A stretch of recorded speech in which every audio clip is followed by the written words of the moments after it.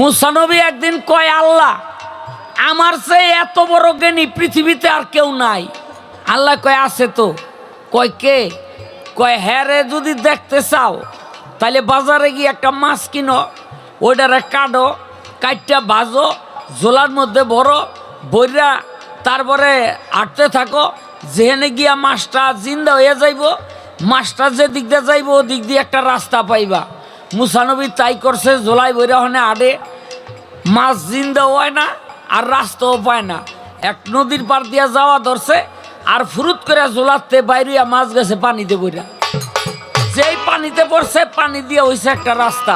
মুসা নবী মাছের পিছে পিছে দিছে দৌড়, দৌড়াইতে দৌড়াইতে গিয়া দেখে এক দরবেশ বহা একটা চেরের মধ্যে।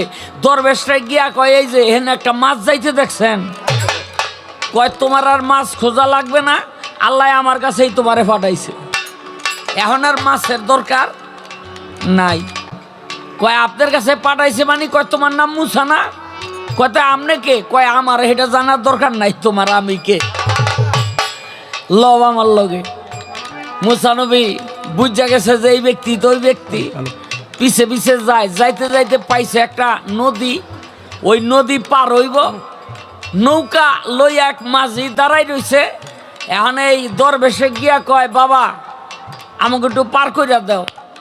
দরবেশে ওই মাঝি কয়, আমি পার করতে পারি, কিন্তু পার করলে আমারে পয়সা দিতে হইব। কয়, আমার কাছে তো পয়সা নাই, তবে আমি তোমার একটা উপকার করুম। উপকার? মাঝি মনে মনে কয়, উপকার যখন করব তো এটা তো পয়সার চেয়ে দাম বেশি, করুম। দিছে পার কইরা। এখন মাঝি কয়, উপকার করবেন, উপকার করেন।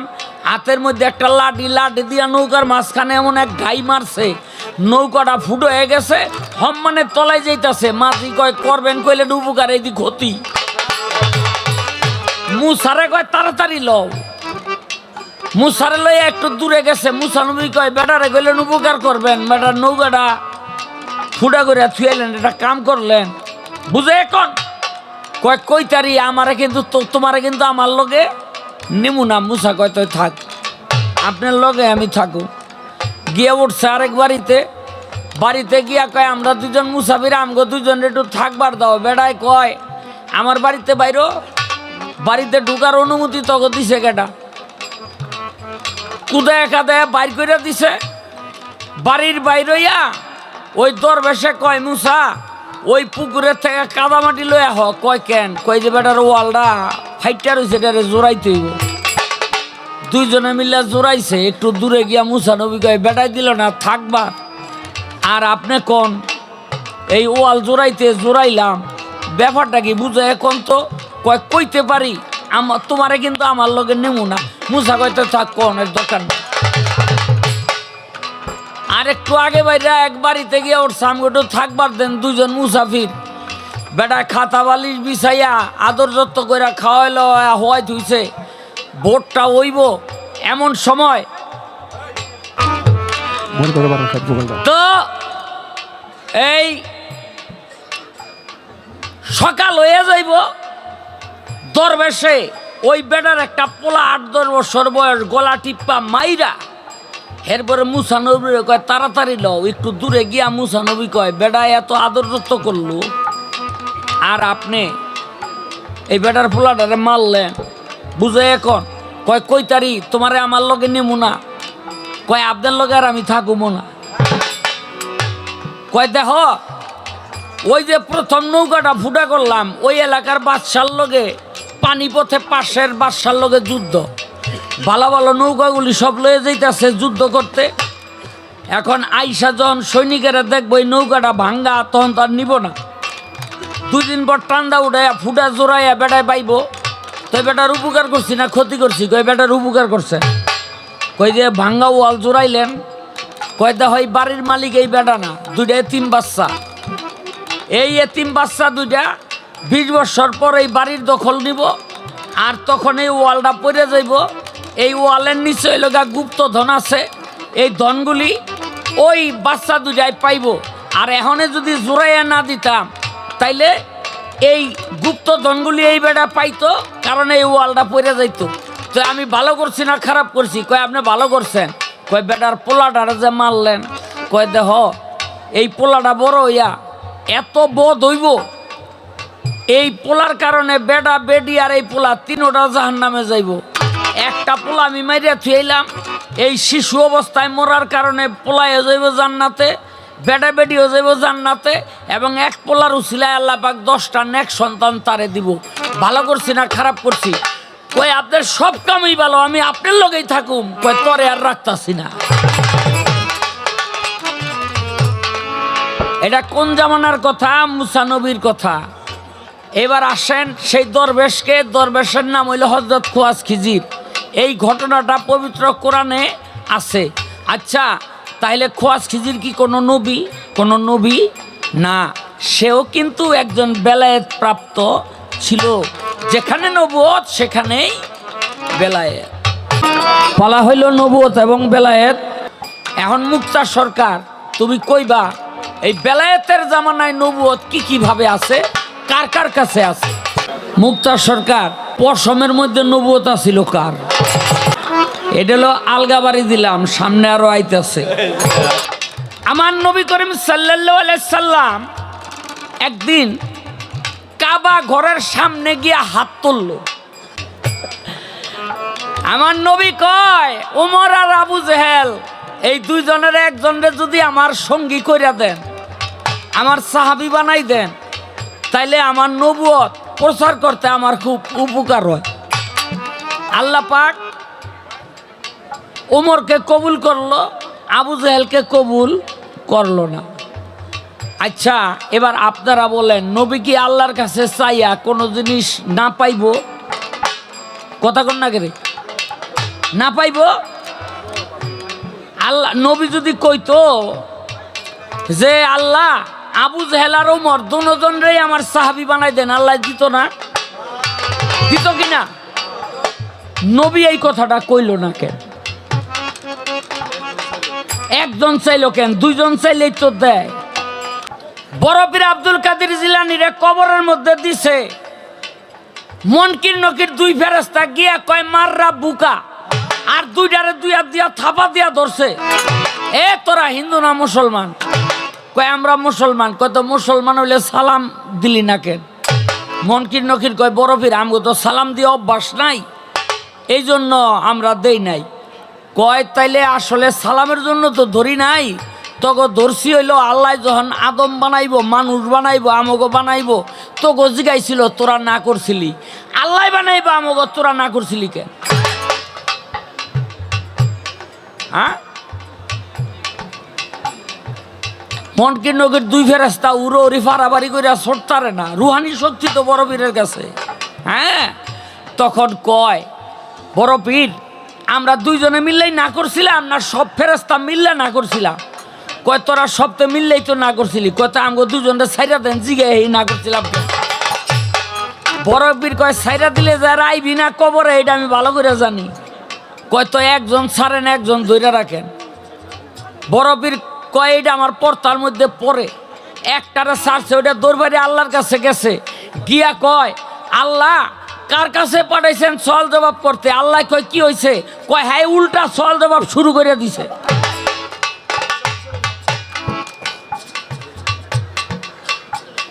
হ্যাঁ উল্টা সওয়াল জবাব শুরু করে দিছে। কয় কি হয়েছে? কয় যে একটারে আটকাই রাখছে, আমি বহু কষ্টে ছুটাইছি, মানুষ বানাইতে আপনারা না করছিলেন কেন? এই জবাব চায়।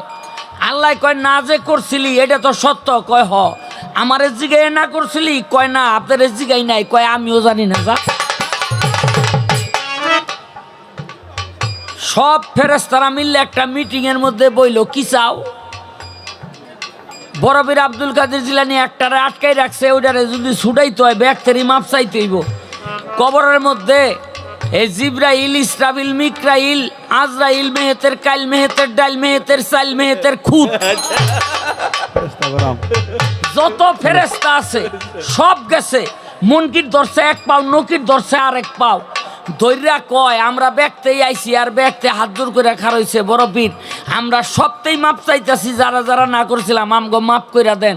বড় পীর কয় এটা আমার একটা সুযোগ যায়। বড় পীর কয় মাপ করতে পারি একটা শর্তে। কয় কি? কয় আজ থেকে কিয়ামত পর্যন্ত বাগদাদের মধ্যে যদি কোনো মানুষ কোন মুসলমান মাটি মঞ্জিল পায় কবরের মধ্যে সওয়াল জবাব করতে পারবি না, রাজি কিনা ক। মুনকির চায় নকিরের মুখের দিকে, নকির চায় মুনকিরের মুখের দিকে, ইশারা দিয়া কয়। আজরাইল আর জিব্রাইল কয় রাজি হইয়া যা। কয় কেন? কয় নাইলে সীমানা বাড়াই দিতে পারে। কয় রাজি হয়ে যা, নাইলে সীমানা বাড়াই দিতে পারে। মুনকির নকির কয় আমরা রাজি। বরাবর কত সুন্দর একটা ভালো কাম করছে না?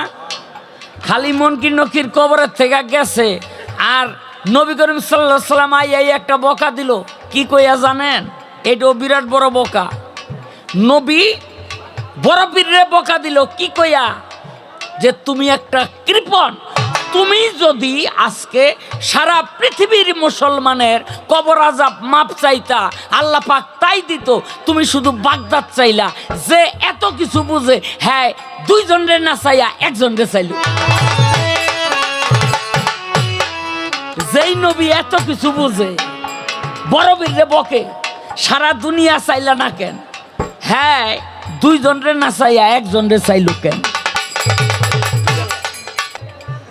আমার নবী করিম সাল্লাল্লাহু আলাইহি ওয়াসাল্লাম আল্লাহর দরবারে হাত উঠায় কয় আল্লাহ এই 3টা দোয়া আপনি আমার কবুল করেন।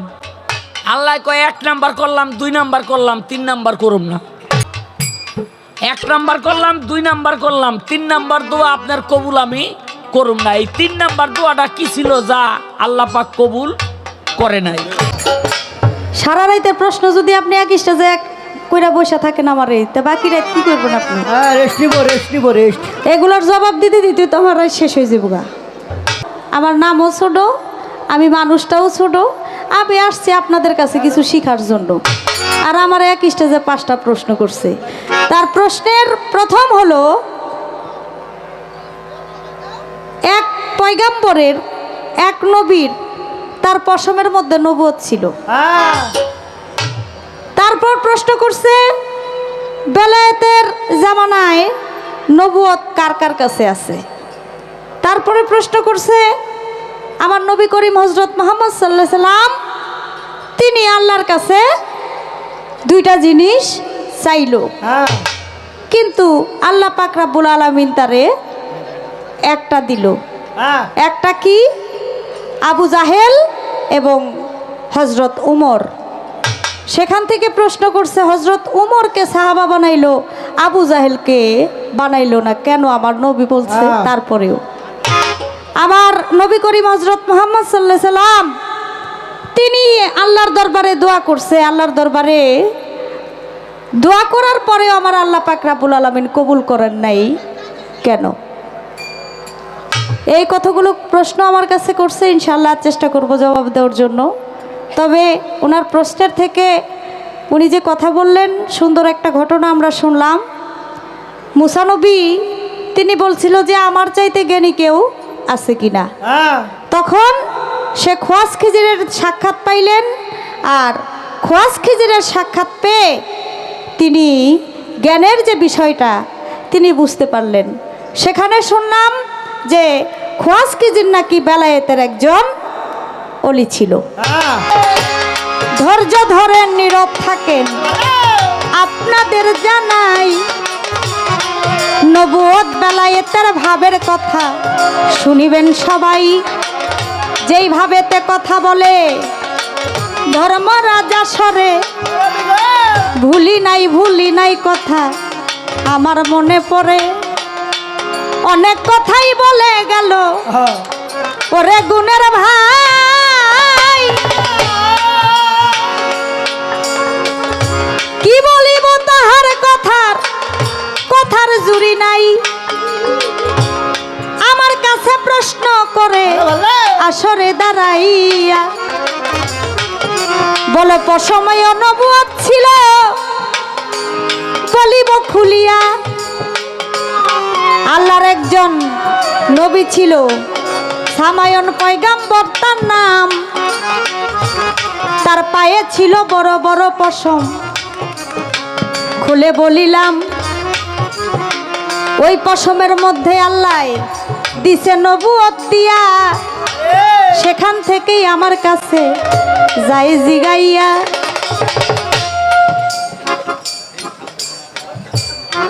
যেমন নূহ নবীর স্ত্রীও নূহ নবীর কথা শুনতো না, এমন অনেক নবীর স্ত্রীরা তাদেরকে ভাই মানত না। এমন কিছু কিছু নবী ছিল তাদের স্ত্রীরা তাদেরকে ভালোবাসতো, কিন্তু একটু কাফেরদের সাথেও তাদের একটু কথাবার্তা হইতো। তেমনই একজন পয়গাম্বর, নাম ছিল তার সামায়ন পয়গাম্বর। সামায়ন পয়গাম্বরের সাথে কাফেরদের সাথে একটু আলাপ আলোচনা হইতো। তখন সামায়ন পয়গাম্বরকে অনেকবার মারার চেষ্টা করছে, কিন্তু তারে মারতে পারে নাই। এবার তার স্ত্রীর সহযোগিতা নিছে, কারণ ঘরের মধ্যে স্বামী স্ত্রী সবচাইতে কাছাকাছি থাকে এবং তাদের সব কথাবার্তা হয়। তাই কিছু টাকা, কিছু স্বর্ণ মুদ্রা, কিছু টাকার লোভ দেখাইয়া তখন সামায়ন পয়গাম্বরের স্ত্রীকে বলেছিল, তুমি তোমার স্বামীর কাছ থেকে আজকে একটু মধুরভাবে জিজ্ঞেস করবা, কাছে গিয়া জিজ্ঞেস করবা যে তোমার স্বামীর মরণটা আল্লাহ কিভাবে রাখছে। তখন ঘরের মধ্যে গিয়া সামায়ন পয়গাম্বরকে আদর যত্ন করে বলে, স্বামী আপনি সব কথাই আমার কাছে বলছেন, কিন্তু একটা কথা আমার কাছে আপনি লুকাইছেন, আপনি বলেন নাই। বলে, কি কথা? যে আপনি এতবার মানুষ আপনাকে মারার চেষ্টা করলো, আপনাকে মারতে পারে নাই, আসলে আপনি মরবেন কিভাবে, আপনার মৃত্যুটা কোথায় আছে? তখন সামায়ন পয়গাম্বর তার স্ত্রীকে বিশ্বাস করে বলেছিল যে আমার পায়ের মধ্যে যে বড় বড় পশম, আমার এই পশমের মধ্যে আল্লাহ পাক রব্বুল আলামিন নবুয়ত দিয়ে দিছে। কেউ যদি আমার একটা পশমের সাথে আরেকটা পশম যদি গিট্টু লাগায়, তাহলেই আমি মারা যাবো, আমি বাঁচবো না। এই কথা শুনিয়া তার বিবি কি কাম করিল, সামায়ন পয়গাম্বর যখন ঘুমাইয়াছিল, ঘুমের মধ্যে ওই এক পশমের সাথে আরেক পশম গিট্টু লাগাইয়া দেয়। তখন মারা যায় সামায়ন পয়গাম্বর। বলতেছি সবাই, এই তো তাহার নবুয়ত, ওই পশমেতে ছিল। আরেকটা প্রশ্ন করলো, আসরেতে ভালো। বলে, বর্তমানে নবুয়ত কোথায় আছে, কার কার কাছে আছে? বলেন নাই আমারে, বলবেন আপনি আসরেতে। আমি বলিব সবারে। বলে, বর্তমানে নবুয়তটা কোথায় আছে? দেখেন, আমি আগেই বলেছি, আমার রাসূল করিম হযরত মুহাম্মদ সাল্লাল্লাহু আলাইহি সাল্লামের বুকে ছিল তার বেলায়েত, আর পৃষ্ঠ মুবারকে ছিল তার নবুয়ত। নবুয়ত হলো বিগত, বেলায়েত হলো আগত। যেহেতু আমার নবী করিম হযরত মুহাম্মদ সাল্লাল্লাহু আলাইহি সাল্লামের পর আর কোনো নবী আসবে না, আর নবুয়তের যুগ তখন শেষ। আমার নবী বলেছেন, আমার থেকে নবুয়তের যুগ শেষ, আসবে বেলায়েতের যুগ। সে বেলায়েতের যুগে নবীর কিছু দায়িত্ব, নবুয়তের কিছু দায়িত্ব মাওলা আলী কলিমুল্লাহ ওয়াজুকে দিয়েছেন, আর তার মারফতে, তার ধারা থেকে এই বেলায়েতের যত অলিয়া উলিয়া আছে, তারা এই নবুয়তের অংশটুকু তারা পেয়েছে। এবং যুগে যুগে নবী রাসূল যারা, তারা ইসলাম প্রচার করেছে, আর সেটাই এখন পীর অলি আল্লাহ যারা, তারা ইসলাম প্রচার করতেছে। এটা হলো তরিকা। এই তরিকার মাধ্যমে নবুয়ত প্রচার হইতেছে। এটা পীর মাশায়েখ যারা বর্তমানে, তাদের কাছে নবুয়তটা আছে, আর তারা এই তরিকা মারফতে, এটা নবী তরু শাখা আলী হাসান বসরি পহেলা কলি 14 সিঁড়ির পর ফুটিল খাজা ওসমান হারুনি, তাদের সিলসিলা মতো এখনো পর্যন্ত নবুয়ত আছে, ছিল, আছে এবং থাকবে। এ নবুয়ত কখনো খতম, শেষ হবে না, কারণ এটার দায়িত্ব দিয়ে দিছে পীর মুর্শিদ তাদের কাছে। আমার মাওলা আলী করিমুল্লাহ ওয়াজুর থেকে আমি বললাম যে বেলায়েতটা এইভাবে ভেবে আসছে, আর বেলায়েতের মধ্যেই নবুয়ত আছে। নবুয়ত ছাড়া কখনো বেলায়েতধারী যারা, তারা এটা প্রচার করতে পারতো না। আমার নবী করিম হযরত মুহাম্মদ সাল্লাল্লাহু আলাইহি সাল্লাম এটা একটা দায়িত্ব মাওলা আলীর কাছে দিয়েছেন। আলীর থেকেই এখন সকলে এই নবুয়তটা প্রচার করতেছে। নবুয়ত আছে তাদের কাছে। আরেকটি প্রশ্ন আমার কাছে করেছেন যে আমার নবী করিম হযরত মুহাম্মদ সাল্লাল্লাহু আলাইহি সাল্লাম আল্লাহর কাছে হযরত উমর এবং হযরত উমর এবং আবু জাহেলকে তাদেরকে বলেছিল দুইজনকে আমার সাহাবা বানায়া দেন, কিন্তু হযরত উমরকে দিল আমার নবী করিম হযরত মুহাম্মদ সাল্লাল্লাহু আলাইহি সাল্লামের কথায়, কিন্তু আবু জাহেলকে দিল না। তার কারণটা কি? আবু জাহেলকে দেয় নাই হলো আবু জাহেল তো কাফের, সে আগের থেকেই কাফের হয়েই দুনিয়াতে আসছে, আর আল্লাহ হলো তারে মোহর বাইরা দিছে। এই মোহর মাইরা দিছে, সে কাফেরই সারা জীবন থাকবে, সে কখনো আমার নবীর দিনে আসবে না। নবীজি আমার পারেরও কান্ডার সাফায়াতের ভার আল্লাহ দিয়েছেন যারে, চিনলাম না আমরা সেই নবীরে। আল্লাহ জ্ঞান পয়দা করে 100 টুকরা করে, এক টুকরা জ্ঞান দিলেন তামাম সংসারে, বাকি 99 টুকরা জ্ঞান আমার নবীকে দিয়েছেন। দিন ইসলাম আনলেন নবী সঙ্গে করে। সুবহানাল্লাহ। আবু জাহেল মূর্তি পূজা করত, আমার নবী করিম হযরত মুহাম্মদ সাল্লাল্লাহু আলাইহি সাল্লাম তাকে দিনে আনার জন্য, কালেমা পড়ানোর জন্য অনেক কষ্ট নবী করেছেন। আপনারা ভালো জানেন কষ্ট করেছেন, তারপরেও কিন্তু আবু জাহেলকে আমার নবীর দিনে আনতে পারে নাই। কারণ আমার আল্লাহ বলছে যে আমি তার কলবের মধ্যে মোহর মাইরা দিছি, যার কলবে আমি মোহর মাইরা দিছি সে কাফেরই থাকবে, সে কখনো দিনে যাবে না। এখনো কি আবু জাহেলের বংশধররা আছে না দুনিয়ার মধ্যে? আছে না? কি বলেন আপনারা? আছে তো। এদের কলবের মধ্যে আল্লাহ মোহর মাইরা দিছি। এরা মুখে বলবে আমার নবীর কথা, কিন্তু মন থেকে আমার নবীকে ভালোবাসবে না, সম্মান করবে না। মুখে বলবে পাক পাঞ্জাতনের কথা, আমার পাক পাঞ্জাতনকে কখনো তারা মন থেকে ভালোবাসবে না। তারা হলো লেবাসদারি শয়তান, তারা কখনো ভালো হবে না। তাদের কলবের ভিতরে আল্লাহ মোহর মাইরা দিছে। এবার প্রশ্ন করলেন আরেকটি, আল্লাহ পাক রব্বুল আলামিনের কাছে আমার নবী হাত তুইলা 3টা দোয়া করলেন, 2টা দোয়া কবুল করলেন, একটা দোয়া কবুল করলেন না, কারণ কি? আবার আমার কাছে বলতেছে আব্দুল্লাহ বিন উবাইদ, তার কথা বললে কিন্তু হবে না। আচ্ছা, আমার নবী করিম হযরত মুহাম্মদ সাল্লাল্লাহু আলাইহি সাল্লাম আল্লাহর কাছে দোয়া করবে আর আল্লাহ এটা পূরণ করবে না, এ কি হয়? কখনো কখনো হয় না। তবে যারা আমার নবীর নামে দুশমনি করে, যারা আমার নবীর নামে গীবত করে, যারা আমার নবীকে ভালোবাসে না, তাদেরকে আল্লাহ কখনো ক্ষমা করে না। তায়েববাসীরা এত কষ্ট আমার নবীকে দিছে, তারপরও তায়েববাসীর জন্য আমার দয়াল নবী হযরত মুহাম্মদ সাল্লাল্লাহু আলাইহি সাল্লাম তিনি দোয়া করছে এবং বলছে আমার আল্লাহর কাছে যে তায়েববাসীরা না বুঝে, না জেনে, না শুনে আমাকে আঘাত করছে, তাদেরকে আপনি ক্ষমা করে দেন। শুধু এই একজনই ব্যক্তি ছিল যিনি আমার নবীর নামে মুনাফিকি করছে, নবীকে দেখতে পারে নাই এবং নবীর সাথে থেকে, নবীরটা খেয়ে, নবীর সাথে চলাফেরা করে, নবীর যা কিছু ছিল, গোপন কথাবার্তা ছিল, যা কিছু হইতো সে আদান প্রদান করতো কাফেরদের সাথে। এর জন্য মুনাফিক ছিল, এর জন্য আল্লাহ পাক রব্বুল আলামিন তারে ক্ষমা করে নাই। এটা আমি বলতে পারি, এটা আপনি নিষেধ করলেও তো আমি শুনুম না, কারণ এটার কথা বললে হবে না, এরকম তো না। এটা তো এরকম তো না যে এটা হাদিসে নাই, এই কথা কই লইব না। যদি বলতেন যে না এটা হাদিসে নাই, এই কথা বললে হবে না, তাইলে একটা কথা ছিল যে এটা হাদিসে নাই, এটা আমি কমু না। নবী দোয়া করছে, নিজের গায়ের জামা দিয়া তারা মাটি দিছে, তারপর আল্লাহ ক্ষমা করেন, এটা আমি কমু না। এটা আপনারা আমার না করবেন কেন? কোন